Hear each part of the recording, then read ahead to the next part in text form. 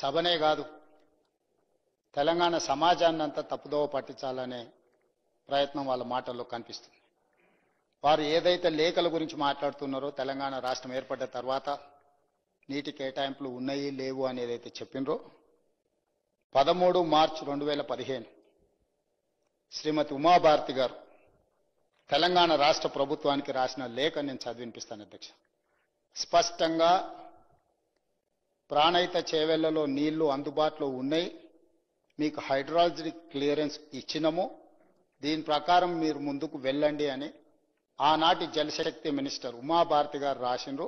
ఆ లెటర్ని ఆనాటి సాగునీటి పారుదల శాఖ మంత్రి హరీష్ రావు గారు స్వయంగా ఎండార్స్ చేసిన లెటర్ నేను తమరికి చెప్పి వినిపిస్తాను అధ్యక్ష.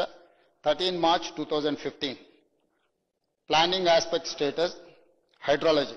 The hydrology of the project was cleared on 24/10/2014.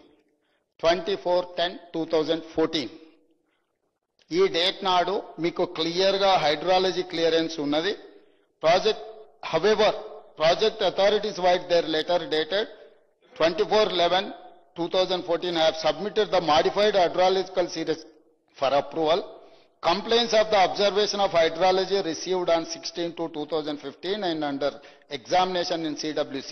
వారు ఏదైతే లెటర్ రెఫర్ చేసిరో 24/10/2014 ఆ